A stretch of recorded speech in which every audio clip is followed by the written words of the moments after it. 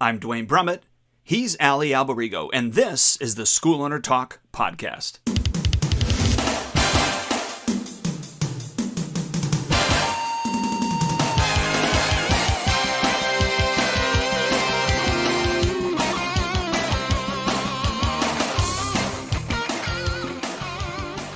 Hello again, Dwayne Brummett here with Ali Alberigo, SchoolOwnerTalk.com. Ali, good to be with you, sir.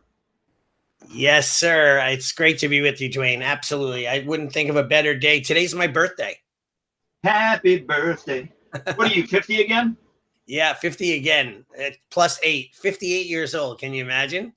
I can imagine. It's just time goes by so quick. And I'm like, I couldn't think of it. Like this morning, my friend said, "Are you meeting for breakfast? It's your birthday." I'm like, hell yeah. I want to hang out with my friends on my birthday. Now I get to hang out with you on my birthday. So I'm excited. So do you feel 58? It depends on what part of feeling. Mentally, no. Mentally, my daughter would tell you I act like a 12-year-old half the time, right?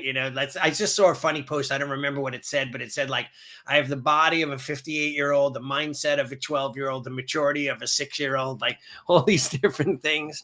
So, no, I feel really good, especially after I kind of tackled immediately these kidney stone issues that I was having, and my energy levels up again. It's interesting at how, and you're a health coach, so you know this, at how we get into a funk where our bodies, like we gain weight and we don't even realize, and we gain more weight and we don't realize how much it wears us down. And like I had a student once, he's like he was probably like 150 pounds overweight, and he lost a lot on his own. I think he lost like 100 pounds. He's like, my knees feel better. My back feels better. I go, it's because you're carrying 100 and something pounds less. It's like, imagine like every morning you wake up, the minute you get out of bed, you put a 100-pound backpack with cement in it on your back. You get used to it, but you're tired at the end of the day. Now you remove all that, and how much energy and enthusiasm and excitement do you have when you have that removed? So I feel really good. Like I don't think I feel 58, but sometimes I do. Sure. Yeah. Right? Well, how are you celebrating your birthday? I mean, you went to breakfast with your friends. We're going to do a podcast together and celebrate. But what else? So how are you celebrating? Just hanging with my family tonight. Just going to have a dinner. We're going to, me, my daughter, my wife, and her mom, and chill out. This weekend we'll go out to dinner to a restaurant. But for me, the big deals are the little deals, right? Like, so the little things, sometimes just being able to sit. I already told my team I'm not coming in tonight. My staff team member wrote, have a great birthday, enjoy it. I got it. Don't even worry. I'll take care of everything. So just the chilling out and the relaxing is important. So here's the sucky part, right? For me, is that my birthday is on the same day as my head instructors. Oh, okay. So one of us has got to be there on that day. Yeah. So maybe you have to do alternate fake birthdays. Yours is on the weekend. His is during the week or whatever to celebrate. I've always given them that birthday off if we're able to do it, and then I just celebrate a different time. So yeah, good for you. That's awesome. But so today we have a cool topic. I think that last week people were really excited about our topic. I got to get in. I should have done the @everyone sign already. But we had a good amount of people who came in last week and listened to our stuff. And afterwards, the comments were really great. But so this week, I mean, our thoughts were like, out of the box thinking, right? How do we get more students, but not just fall into the trap of, typical marketing, paid for advertising, all of that stuff. But how do we get back to the basics and the grassroots marketing? By the way, let's talk about what you and I have been experiencing. We talked about 2 weeks ago, right? I think it was, where I was talking about how I do fundraising, and I search out the fundraisers, and I will go through the paper. I used to, my program manager, this was their daily, weekly task, and they'd look for Chinese auction, Methodist church, cancer fundraiser, breast cancer walk. And we go through all of those things. There's always a phone number. And then we'd call them up and we'd say, we'd like to donate. We'd like to donate free passes. We want to give their fundraiser some value. We'll donate a 2-month membership that they could raffle off and charge money for, and make money off of our valued gifts that we give. And the typical thing that you did, which is your type of mindset, is you went with that idea and you made it into something even bigger, where you said, hey, I'm going to put it on my website. and make it automated where people could then go to the website. It says donations, click on it, and you had a host of different things that you're giving away, birthday party, free memberships and so on. And then I'm like, damn, I got to do that myself. So I put mine up on my website, right? And then since then, you've gotten how many? You said you had like 7 people asked for donations? No, we're up to 11 or 12 already. That's amazing.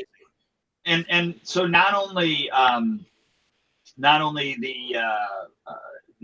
we put it up there, but we also did social media postings. And then as I was thinking, I was driving from the studio to come back home to do the podcast today, and I go, why am I not doing emails and push notifications through the app? And actually, you brought this up, putting it on the app as well. Right. With a heading, like, so let's clarify what we're talking about, because some people might not really understand. So basically what we do is we scour the, whatever fundraisers, we offer them an offer. That offer might be a 2-month free membership. Whoever wins the raffle comes in, and they're a potential student. They come for the 2 months free. Maybe we get the siblings to join as well. And now hopefully we have them in a trial membership that we could then upgrade them to a regular membership. So imagine doing this across the board with 20 fundraisers. You have 20 potential leads. Yes, you are giving stuff away. You're giving away a month or 2, whatever you decide. And the lady who just asked me, they're doing a sit-down dinner. So she asked me, there's going to be about 200 people there. They asked me for 1 month free passes for every setting, every table, every person. And then the big grand finale prize that they're going to auction off is going to be 2 months with a uniform.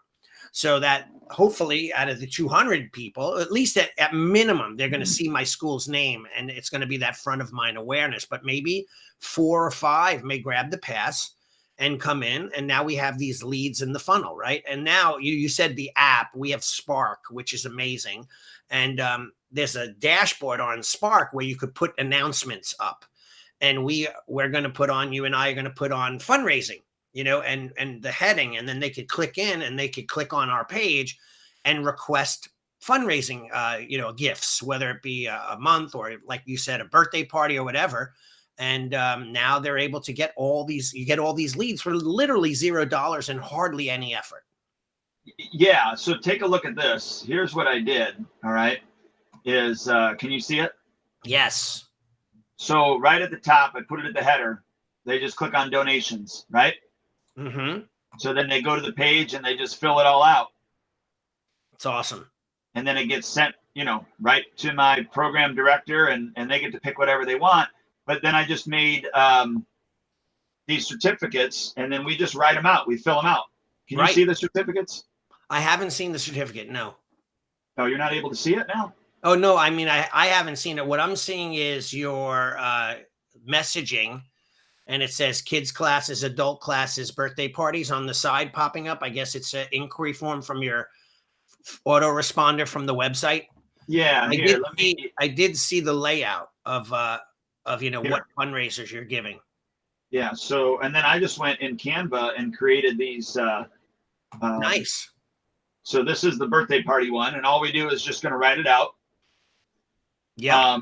And then the martial arts one, I went ahead and set it 8 weeks rather than 2 months. Okay. Just sounds, like there's more. 8 sounds better than 2. Right. And then a 45-minute self-defense class for up to 10 people. Right. Good. Yeah, so that's ingenious. Like, I think of it like this. I'm going like, this is kind of like a referral network. Then you and I were just chatting before we went online, and we said, hey, we could put it up on our app. And then you're like, hey, I should be emailing my clients once a month. And then we should text our members out, because look, there's always, if you have 100 students, just 100 students, you got to have 25 people every few months looking for fundraising. Every parent, every kid that's in school is always involved in something. This is just another source of free advertising, and it really doesn't take much effort. And it's funny, I went out to breakfast with my buddies. 4 of them use Spark. So I said, hey guys, here's a free idea for all of you. I should be charging you for it. They all paid for my breakfast anyway, and had them sing a song and brought me cake that I couldn't eat because I'm vegan. But anyway, it was fun to be there with them. And And I said, I'll just share my checkout page, which I did it on a checkout page. You built yours into a web form, right? Somehow. It's a form survey through Spark. Right. So I could share, I don't know if you could share forms and surveys, but you can share checkout pages. So I just literally put a code in. I have all the passwords to all my friends' pages. I'm like, here's the code for the checkout page for the fundraiser. Once you adapt it to your own, whatever you want to do, send it to because I do their websites as well. I said, like, send it to my partner, Erica, and she'll put up a page for you on your website. Now, all of a sudden you're generating free leads. Right. Yeah. So very cool idea. And one other thing, based upon what we talked about last week in our conversations, I went ahead and went back into that form, and I just put a simple thing on there is ask them, is this an annual event? Right. Yeah. And it says, they have 3 that they can answer: yes, no, and then I'm not sure. And so if it's an annual event, now what we're doing is we're creating a task to,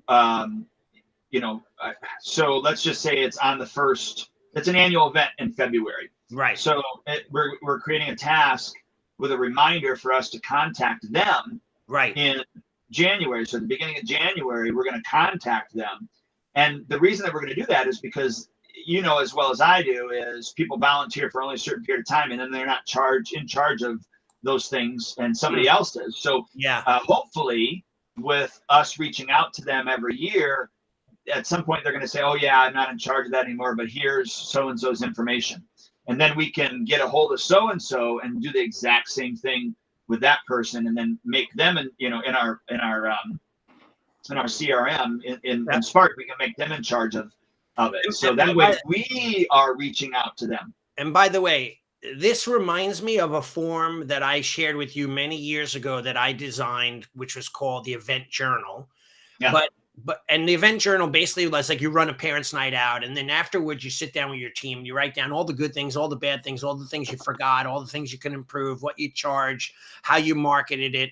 Because the next year when you roll around, if you don't have it written down in some sort of systemized order, you won't remember half the stuff. And then you're back to doing the event and you're like, damn, I remember now, I should have done X, Y, and Z.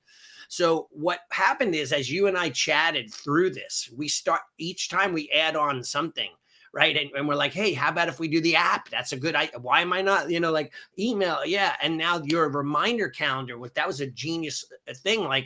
Because Mrs. Jones might be in charge of the PTA this year, but next year it's someone else. But if we know that the PTA uses us, we could then contact them ahead of time and always have them in our funnel. And this is, let's say you do 30 passes a year, that's reoccurring 30 fundraisers a year. And all we're doing is giving away, you did a piece of paper on a form and design it nicely. That's all you're giving away is a piece of paper, and you're bringing people in.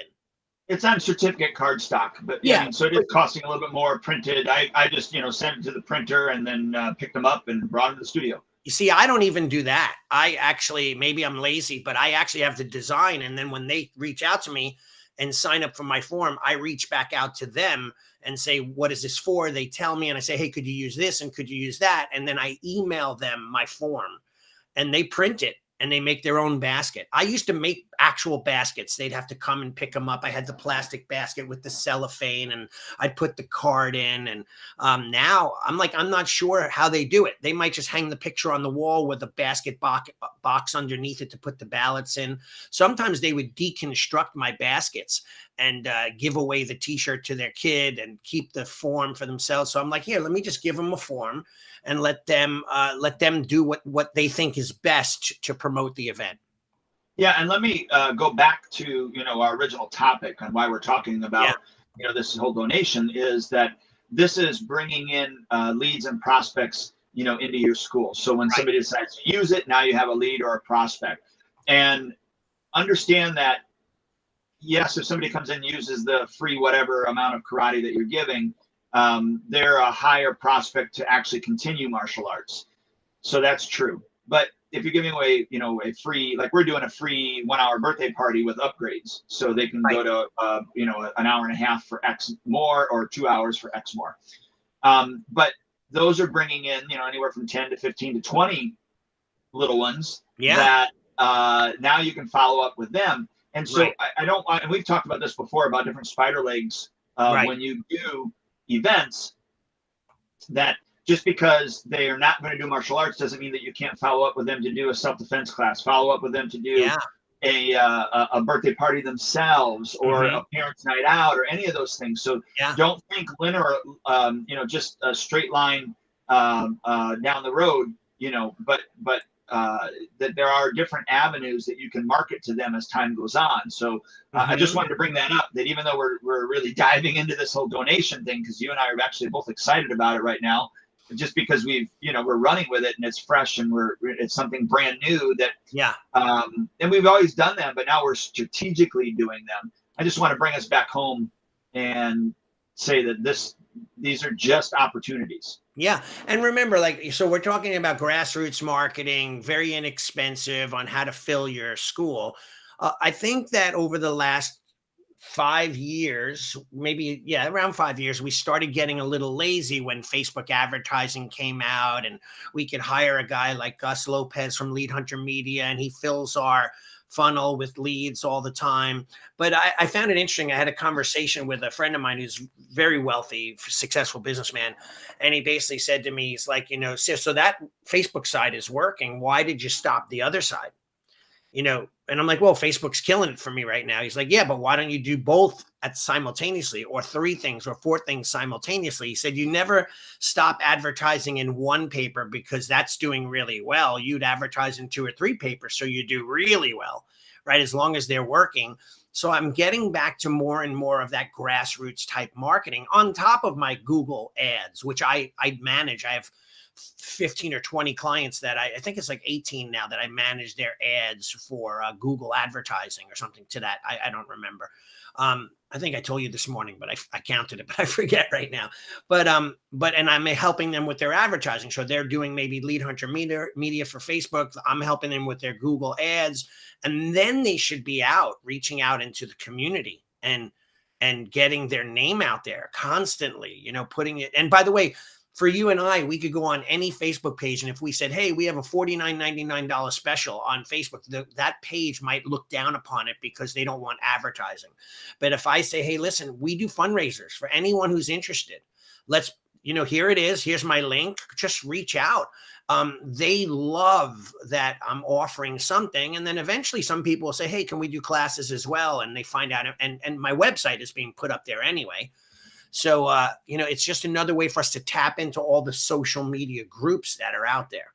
That's where I was going to go with that. Absolutely. So I took that advice, and I went into our local, because we live in a Tri-City area. So I went into the local,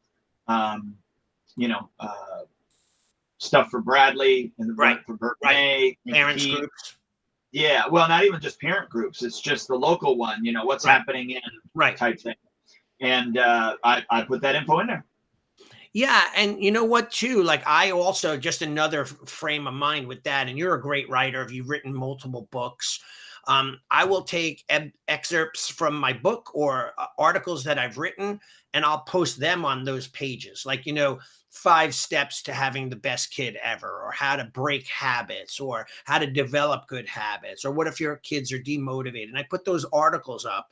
And on the tagline, it says, this article is written by Ali Alberigo, owner of blah, blah, blah, the website and the phone number for a free month, boom. But it doesn't look like I'm advertising. It's just my tagline. And I've had a few groups that said, oh, this is just glorified advertising, which in a way it is, but I'm also helping. But you should be out there killing it with all the different groups in your township, right? And there's so many. Just go on Facebook, go into the search Facebook bar and write your town, and then groups, or like parents of, and then your town, or, whatever. And you're going to find like 10, 20 different groups that are out there, and they have 1,500, 1,800 members. You want to tap into that. Absolutely. Absolutely. So we've talked about this before, but this is another one that we have coming up, for, out of the box thinking. And it doesn't bring in students immediately, but it sets me up to have students and to get leads. And so April is Teacher Appreciation Month. Right. And so we always do a teacher appreciation awards night at the studio. Right. And so we run our classes A and B. So A days are Monday and Tuesday, B days are Wednesday and Thursday. And so whichever works best in our schedule, we either do it both on an A day or we do it both on a B day. But anyhow, we have them bring in their teachers. First off, we have them invite their teachers. We actually have a letter that we print out. We give them to the students. They have to fill in some information, obviously the teacher's name, the date and time of their class, and then they sign it at the bottom and give it to their teacher. The teacher then goes to a specific web address, and then they register for that actual class, so they can come and watch. And we have, 50 to 75. I think the most we've ever had was like 78 or 79 teachers. I don't think we ever broke 80 yet, but come into the school and they come in, they watch a class. Of course, we have their information and they get to see everything firsthand. And so the nice thing about that is we get to build a rapport with them. They get to see what the studio's like, or we get to keep the rapport up because they've already been there. And then we give them a bunch of free gifts. And I'm not going to go over everything that we do, but the idea is we're having face-to-face interaction with those individuals, showing them appreciation, giving them a bunch of gifts. Not all from us. We go to different businesses and get free stuff and put it in a pack for them. Yeah. But what that does is that sets us up then for back to school time. And so what I mean by that is at the beginning of August, we start our campaign for those teachers to register for martial arts field trips. And so then they register for our character building martial arts field trips. They come in for a 2-hour class. They bring the students in. Of course, the students have to fill out a waiver. It used to be a digital or a physical waiver, but now it's a digital waiver. And then we get all that information, and then we're able to market to them to not only just our karate classes, but our birthday parties, our parents' nights out, whatever. Right. Again, all those spider legs that we can, summer camps and all those things that we can start to market to them.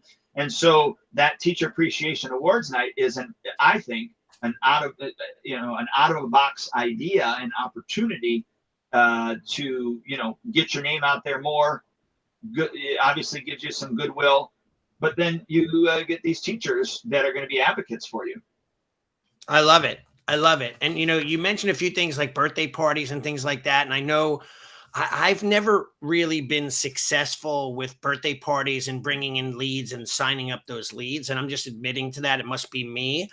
But there are friends of ours, that go out there and they'll get 30 kids in a party and they'll sign up 10 of them, at a party. So I'll give one other idea that we used to do years ago. So like if we're searching every year, we market a birthday party. So we make money off our birthday party. So we start 3 months out advertising birthday parties, right? So we'll say, let's just say March is their birthday. We started in December and then we market December, January, February for the party that's up and coming.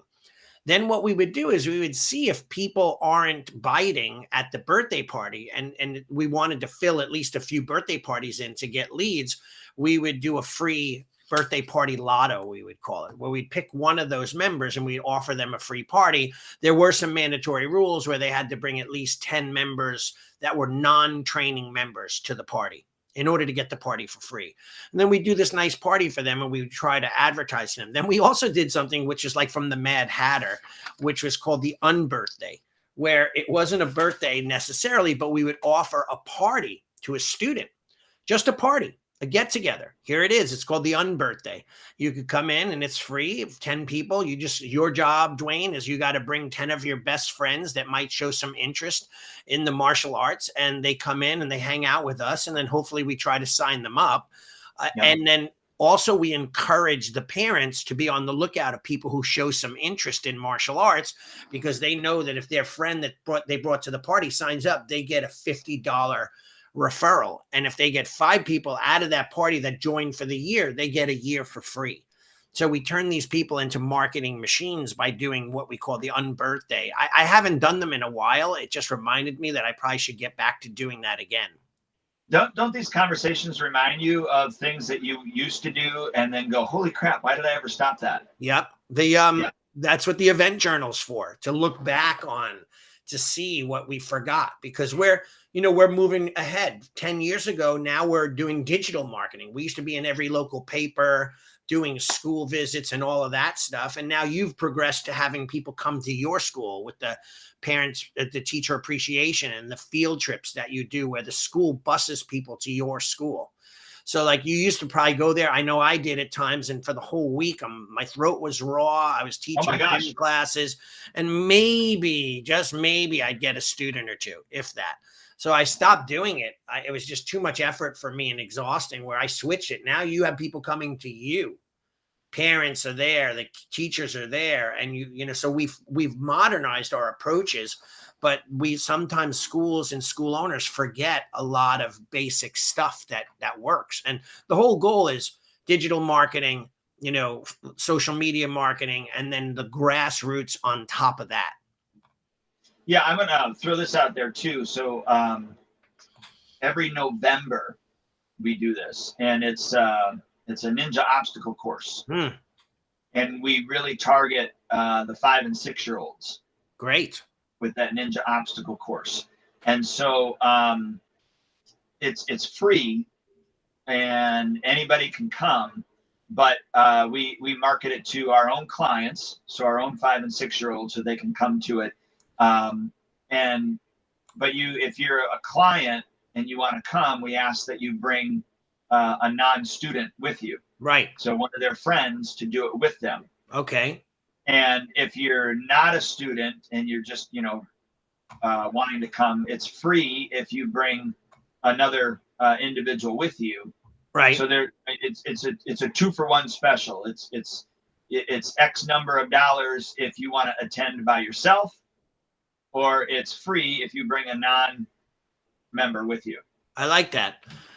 So yeah, so you're turning that client into a marketing machine for you. In essence, they're bringing people down. They all want to come to the free. And by the way, a lot of our kids and adults, they train in the dojo, but most of their friends, even though they develop good friends in the dojo, most of their circle of friends, their bubble of friends, is outside the dojo. So we need to try to tap into that more and be able to really look at that. And by the way, I think that even in my school, we talk about our referral program all the time. But at the same time, if that was our only source of marketing, we'd be on it every day. We'd be calling clients and saying, hey, Dwayne, can you bring a friend with you this week? Or can you refer someone to our school? Can you bring in at least one member this month, that tries out the class? And we would kind of hold them a little accountable and make sure that they think about it. Because, out of sight, out of mind. We're just one little function that in their busy lives is the dojo and soccer and music and swimming. So we want to stay on the top of the food chain and be able to get them to be more involved. Yeah. And then the other thing too, this year, we did in September, and we talked about this on previous podcasts, but since this is applicable, we'll dive into this. But it's the International Martial Arts Appreciation Month. Yeah. And, the whole month we're talking about how do you appreciate, how do you show appreciation to, your martial arts instructor and the martial arts in general. And then basically, we talk about it, and then prepping them for the last week of the month where they can actually bring in friends. And so they get a total of 2 classes and they can bring friends in. Mm-hmm. And what did I say? I think it was like 67 people that we had come in. And then from that, immediately, we had 11 trials right away. We had a couple of people actually just sign up. That's great. Without even doing the trial type thing. We went ahead and gave them the trial, but they wanted the uniform. So we gave them 1 month free. But they still signed up, and we gave them the uniform and everything because they wanted to look the part. Right. You know what I mean? Of course. So that's in totality. We ended with 16 or 17 new students just from that event alone. That's another thing that you and I should dissect and make it into a system so that everyone out there listening can really utilize it and jump on the bandwagon. So like we pick a month throughout the year, it's going to be, International Martial Art Appreciation Day, and then have an entire list of things that they could be doing. But I loved, you mentioned one thing that it struck a chord with me when you said that, is how to appreciate your martial art teacher, your school, your martial art in itself. And then maybe tie it into some sort of homework or some sort of speeches with, mat chats within the class about appreciation, period. Appreciating your parents, appreciating your family and your school teachers and all of the things that go along with it. Just the overall idea of appreciation. And, of course, martial arts will be the forefront, and then people will bring in their friends, and then hopefully we'll get more members. But you did well with that. Oh, we crushed it. It was just amazing. I hope that we're able to duplicate at the very least this year with that. Right. So imagine, we mentioned 4 things, right? So number 1 is the early on stage, we talked about this whole donation process. Let's say that brings you in, let's say 10 to 12 students a year. I mean, that's not a lot, but let's say it just brings in 12. That if you total that by whatever you're making, even if it's $100 a month, $1,200 a year, 10 students times 1,200, what is that? 11 grand, somewhere around there, $12,000 dollars. Yeah, you're the math guy, right? Yeah, I think so. No, you're right. Yeah, 12,000, right? So, no, it's more than that. 10,000, 100,000, yeah, somewhere around that. Well, if you're only charging $100 a month, right? Yep. So that's 1,200. Right, times 10 students, 12,000. Okay. Yeah. So my point is, though, that little tiny, I just heard a coach, and by the way, I just got a book that I've started listening to it on audio. I think they'd be interesting characters to get involved, and it's called Winning in the Dojo and Your Life, and it's on audio that I bought it, and it's a martial art book and a self-motivated book, but it's really about teaching and leadership and becoming a sensei and all that stuff. I just started listening to it today. Really good. So did you say 12 people? Yeah. Okay, No, times $1,200. 10 people, but well then, okay, yeah. I thought you said 12. Okay. Yeah. So, but your math did not work. Yeah. But so those little things, and in the book, the guy had just said it's the little things that mean everything in the book this morning. And I'm like, I've heard that saying over and over again. And you say that in class, right? It's the little things, right? So if we look at our marketing funnel and we say okay, let's just pretend we want to add on 80 students or 100 students for the year above where we're at, of course, with attrition and losing some, these little marketing campaigns, referral program, unbirthday, birthday parties, things of that nature, this fundraising thing that we're doing now, all these little things could add up to everything that you wanted to achieve. But it does take work. I mean, that's where most school owners are sitting back and getting lazy, and they're really not doing, the due diligence when it comes to ABM. Always be marketing every day, marketing your school. Yep. So that's something that I think that we get complacent, right? Oh, we do. We totally get comfortable where we're at. We hit a plateau. And we talked about this before. I really believe we did. Otherwise, I was talking with somebody else about it. But if you're not moving forward, you are moving backwards. There is no coasting. Right. And I think that, the key to that too is, knowing that, if you're not doing it, you either have to hire someone to do it, or you have to discipline yourself to do those tasks that bring you forward, right? Manage your money, marketing, retention. Those are the things where people fall short. That's look, when you had talked about the whole donation thing and it got me spinning, I go, and my staff knows this, if I am in the equation, it's not going to get done. Right. It's not going to get done, because writing out a certificate for someone's donation is not a higher priority than me doing some of the other activities that I have to do. Mm. It's not that it's not important. It's just I'm not going to do it. Right. Unfortunately, I am, however you want to look at it, I'm not disciplined enough. I procrastinate too much or whatever it is. So I have to create a system Yeah.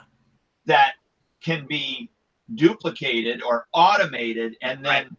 given, delegated to someone else Right. that can focus on and get those things accomplished. Because again, if I am called to do it, it's not going to happen. In Yeah. fact, I had a grandma reach out to me. Now that I'm talking about this, I got to write this down. I had a grandma reach out to me and said, "Hey, we need to put our grandson's tuition on a freeze right now." Okay. And now I got to write it down because I haven't done it because she talked to me. Had she talked to one of my staff members, Right. it would have gotten done. Yeah. Next time. Sorry, I got to write this down because I'm going to forget. Write it down. But the next time you have to say, hey, listen, if you tell me, I'll probably forget. So make sure you tell Mr. Bean or our program manager, and then it'll get done.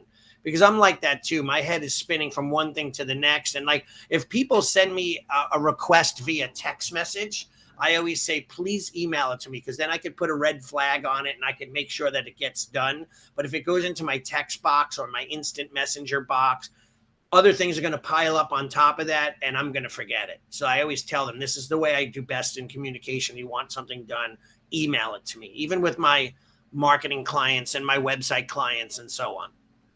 Yeah, that, and if I can have somebody else in charge of it, man, I do that because it's just not going to get done when it's up to me. You know, also too, like, look, we talk about, and there's so many books out on grassroots marketing. In fact, in my book, Martial Art Business 101, I talk about systems that you could do that are virtually costless, you know, or very minimal amount of money. But a lot of it too is about reaching out. And you and I talked about this too. And I think there's an automation in this as well that you could probably figure out, and then I'll copy you and we'll run with it. But it's going to be like, we want to know, and I think we talked about this on like a few podcasts ago, like what we have at our fingertips, so for example, I told this story, and I hope it was on our podcast and not the other one so that you remember, but I told this story of when I went from being a rock guy, wanted to be in a band, and then I decided when that wasn't working to shift it to acting.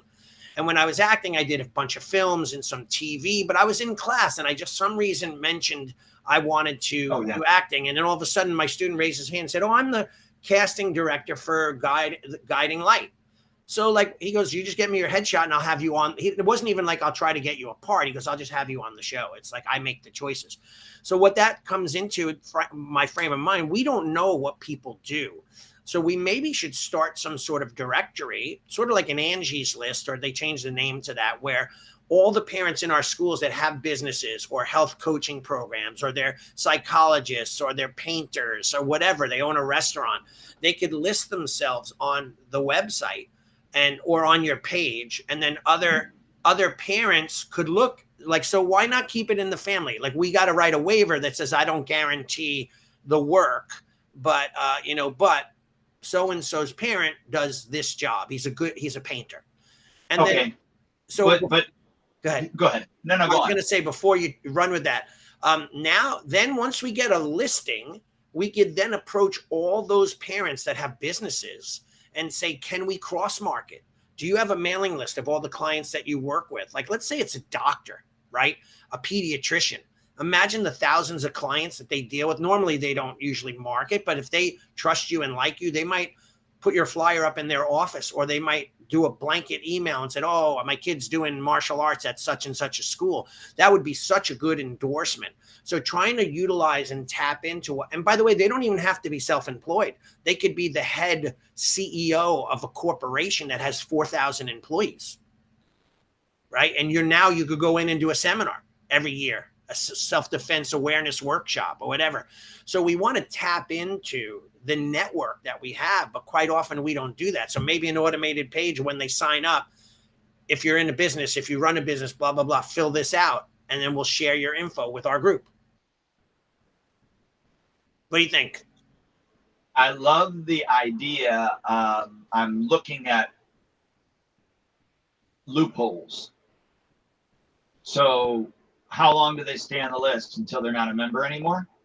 Yeah, or you could, if they're willing to work with you, right? And Joey's the kid quit, but the dad still loves your school and he's still promoting you, you're promoting them, right? Like that kind of thing. And I guess, how big does that list get over, 10 years of being in business? Yeah, well, I mean, if it's a directory, it could be by A or it could be by category, it could be by, company. I mean, it's something to think about where, like I said, I'm not trying to poo-poo the idea. no, I'm trying I to like think the way about. I like the way you're thinking, though. I think that that's important. We should look at everything before we dive in head first. But just imagine tapping into this network. Like for me, I was on Guiding Light twice, just simply because I mentioned it in my class as a joke. I think it was funny. Like, I'm going to do this, right? And all of a sudden, he's like, literally dropped the picture, said put him on. That week, I was in doing a cameo in the show. And I was in my dressing room. I shared with one of I forget his name. His name evades me, but he's very famous. The mayor on Blue Bloods. He's got a little. The old mayor. He's got a lisp. The guy. He's a Spanish guy. I forget, but anyway. So him and I hung out the entire day with each other. He was the nicest guy in the world. But it all came from me asking. And by the way, you might have a parent who's like this social media giant, and he doesn't say anything. And he can say, "Hey, if you want, I'll take a look at your social media and help you, or for you, Xian, I'll assign my." Person to you. He's 14, but he's the best in the business, like one of those things. Right. Right. So I think that it would be pretty cool. I mean, it's something that we should look into. It's a whole nother thing that we could tap into. Yeah. I think just working through that, but you're right. There's probably opportunities there that we're not capitalizing on. My thing is, again, how can I automate most of it? Duplicate it in a way that's easily able to delegate to a staff member so that they can right. run with it. Exactly. And that's where, or like you said, you're great at automation, so it's a matter of just automating that system where maybe they could plug their name in and it pops up right on the page with your approval, like however you want to do it. Yeah, I mean, I think it's something worth going after. Yeah, I mean, that's an out of a box idea, And look, those of you that are listening to this, if you have done something like this before, and it's not only has it worked, but if you've already been able to automate some of it and delegate it, let us know, because right, we'd like to learn from you, and we'd be happy to share that. Yeah, and by the way, if you're interested and you have a great idea, inbox me or Dwayne. And maybe we could have you on our podcast with us. Inbox Allie, because he's more responsive with that. So yeah, that's good. Message him on Facebook. I absolutely don't have a problem with it either. So please do that, and we'll get in touch. But yeah, I mean, I like it. Like I was mentioning this book before. You find these books that are out there, and what's it called again? It's called Winning in the Dojo and Your Life. The Soul of this Genius Sensei. Okay. And maybe I'm going to reach out to them. Let me listen to a few more chapters, because sometimes books start off great and die a quick death. But from what I hear, it has he has the same exact philosophies as we do: teaching, leadership team, working with the students, et cetera, et cetera. So I think that's a good thing. Oh, by the way, the name was David Zayas. He was the guy I did on Guiding Light, David Zayas. Oh, okay. He was also on Gotham. He was on a whole bunch. I mean, he's so many films, massive history in Hollywood. But yeah, so again, back to that. The other thing that I will mention too is that sometimes, we have social media. And a lot of times we're posting, and I just urge, I thumb through. Sometimes I sit on the couch, and instead of turning on the TV, I'll just watch Instagram reels and posts of people. And I always go down some crazy rabbit hole watching videos. But sometimes I'll get on a page and I'll look at people's posts that they put up, and I'm going like, wow, there's no real message behind the post. There's no real meaning. Like, why did you put that up there? You know, like even like there are women that will just give you a quick glance. They're in some scantily clad outfit and they're gorgeous, and they'll get like 4 million downloads, right? But like, so their purpose is to get clicks so that they could make money off of the monetization. But I look at certain school owners and I'm saying like, why did you put that video up? Why is that even up there? It's a bad video for you. So I just urge people not to just be so quick to put stuff up on social media for the sake of it, but have some sort of plan of action to be able to really, you know, get a message across, you know, and then tie that into your Facebook, Instagram, Twitter, if you have it, you know, Snapchat, whatever you're doing social media wise, you know, and work on that, you know, and make sure you have a theme. Like, is it adult-based martial arts? Is it kids? Do you do all of them? So put a kids ad or this ad or that ad, et cetera, et cetera. And I think that sometimes we shoot ourselves in the foot because it's only at the push of a button we could post stuff. Oh, well, yeah. I mean, obviously the digital world is a lot faster, easier, and you don't have to talk to anybody. Yeah, exactly. But we could be doing damage, right, too. Like we could be posting stuff that might hurt us. So we want to be careful with that. Yep. Yeah. So any other thoughts on things that you're doing right now? I mean, we're already we have like 13 minutes left. It's crazy how fast they go. Yeah, I was going to say, I don't know if you're doing Google ads or Facebook ads, but if you are, and somebody makes a comment, and this is not directly out of the box thinking, although some people don't even know this.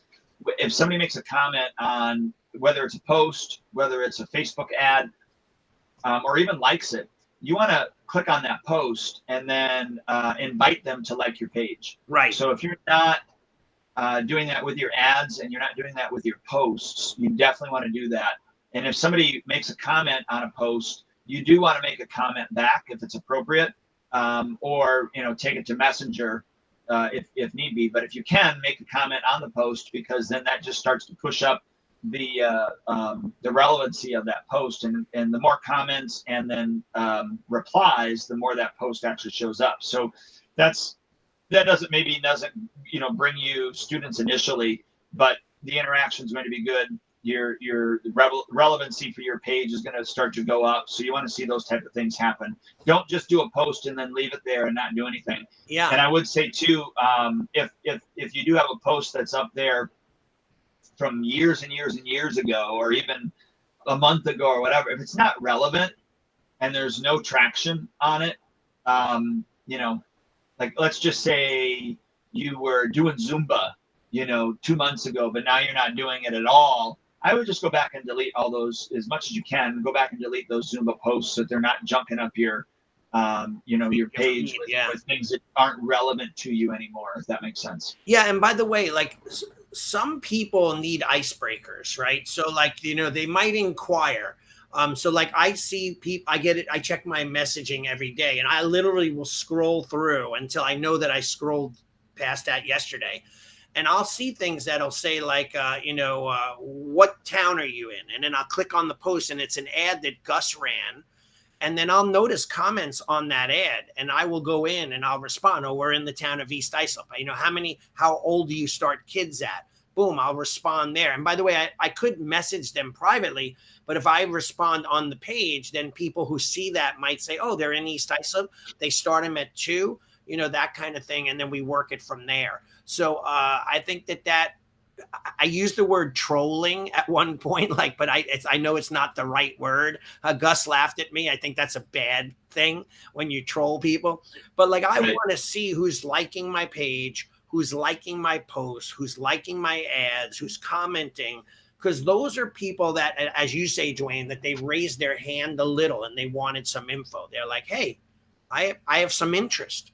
So you should maybe reach out to them and touch their, you know, their like, and then go to their messenger or send them a personal message. Say, hey, thank you for liking my page. By the way, here's the special that we're running. They might have even read it, but now we send it again, and now they're one step closer to getting on that page, right? So that's essential for us, you know, and sometimes we're too busy doing other things. And these are people that are potential clients waiting for us to respond or talk. I have a student on Instagram. Is tough to do this. I always get Instagram messages, and I have like 6 Instagram accounts. And there's this one kid that keeps reaching out to me, and we've been talking. And then he said, oh, and I really want to get back into training. I'm like, oh, you trained with me? He's like, yeah, I trained with you years ago, and I want to do it, and blah, blah, blah. So we've been talking. He set up a trial class, all from Instagram and just me conversing with him. If I ignored his post as a like and didn't say anything, or it would have been a dead lead. But now I nurtured that lead into something. And by the way, if you don't want to do this stuff yourself, you're too busy, you have no interest, see if a secretary, a staff member, assign a younger person who's into social media to help you. Well, yeah, I know this is off topic, but so I've come up with a social media calendar. Oh, I love it. Okay. I mean, it's hard for you to see, but basically, we're doing 3 posts a day, Monday through Friday. We're doing 2 posts on Saturday, and we've mixed them up. And then right now, this whole month, I've already done February. Yesterday, I did all of February's posts. They're all done. Yeah. For the whole month, all scheduled out. So Facebook and Instagram. Well, I did it because I wanted to come up with a system. Right. Because then I'm going to deliver that system to one of my program directors, who's then going to take that over. Right. And then she's going to be responsible for doing all of those posts. That's great. And then also the emails. So, because I was thinking, man, I'm posting about the birthday parties. I'm posting about the donations, those type of things. Why am I not shooting an email out and the push notifications out on those things? You know what I'm saying? Right. So, yeah, but I've got to come up with a system, duplicate it, make it automated as much as I possibly can, and give it off to somebody else. But that's what I'm was working on. Well, actually, all day yesterday almost. There are entire companies, that $1 million companies, that all they do is social media for people, right? Behind the scenes of that actress, and they're making all their posts and getting them dressed and making sure things are relevant. I mean, there's a lot going on there. Unfortunately, though, a lot of the social media is reaching people that are totally out of our demographic. And it's kind of almost a waste for someone in Thailand to be your fan. Although they could be your fan if you sell things, you have a product line, you have videos to sell, that would work. But right now we're looking for our demographic. So by the way, here's some real quick tips. When you hashtag, LI Ninjutsu Centers of East Islip, or martial arts in East Islip, or karate for kids in East Islip, in your town, and then you hashtag with things that are relevant. Like Gus had a secret from Lead Hunter Media. He said, if you have a park that's very popular that everyone goes to, and they click in, whatever park's name, and they hashtag it, it'll come up with all relevant posts that are attached to that park. So you hashtag that park with your martial arts school because you're local to that park. People that the 30,000 people that frequent that page will see your ad and advertisement. So there's little secrets, but you want to work within your demographic, of course, to make sure that they're the ones that you want to do. We had a guest. He's a guy that I know. Him and I have been chatting for a few years, and he wrote, I kind of, I'm not sure if it was mean or nice, or he just wrote very basic, all the best, he wrote to me. So I'm like, okay, very good on that one. But so obviously that brings out a thought. What is basic? It's almost like doing a middle block and a punch to the jaw, or a left right. Basic, right? But how effective? And I think that's the problem, is we're all jumping on the advanced digital media, and that's it, when we should be doing as much. We should have that spider web of strings in like so many different areas when it comes to marketing, and make systems like you did. I love that you brought that up, because what that demonstrates to what you said is that, I've learned a low block, but do I know a low block? Right. I've learned a middle punch, but do I know a middle punch? Yeah. And so we've taken, I know how to ask, I know that I should be asking for donations. Right. I know, again, I'm bringing this up again, Yeah, but yeah. I know that I should be asking for donations, but how can I make it strategic? Mhm. How can I make it duplicable? Right. How can I automate and then also delegate? So bringing that basic or any of those basic things, to use your term, how can I bring it to the next level? Right. Right. How can I take it to the next level? So that it is not only basic, but it's performing like it was extraordinary.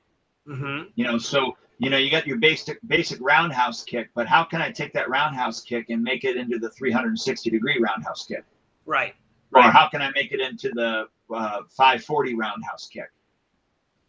Yeah, and and there's a whole nother layer on top of that where people think they know, but we have a saying, you don't know what you don't know, right? So like if just this one idea that we shared today stimulates some movement in your brain to do something like this, it would have been a task that it never happened or was ignored or never really met the light of day, but it could turn into, tons of income and tons of new students.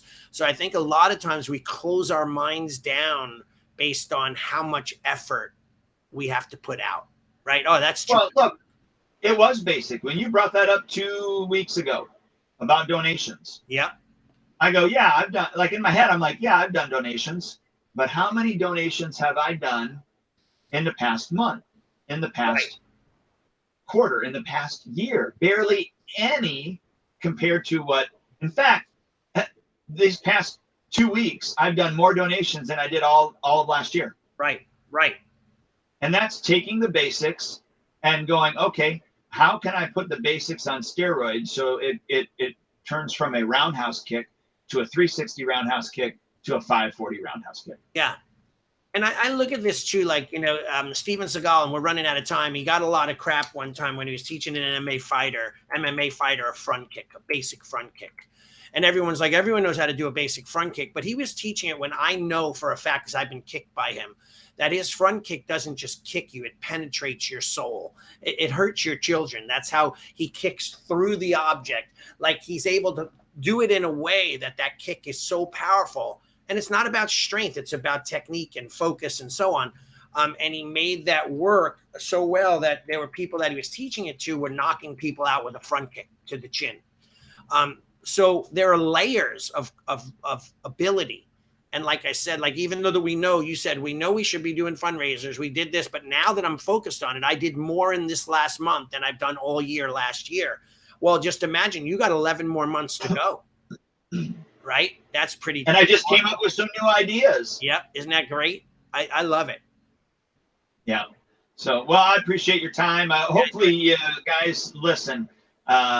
Whether this is basic or not basic, hopefully you found some golden nuggets that you can use to kind of further your school, further the cause that you have, whether it's through donations, whether it's through Teacher Appreciation Awards Night, all the way to field trips to ninja obstacle courses or whatever it is, referral programs and what have you. I would just encourage you to really take whatever idea it is that you have that you want to implement. Think about it from in and out, start working it and taking notes, whether it's mental notes or physical notes, on how it can be better. But more importantly, how you can,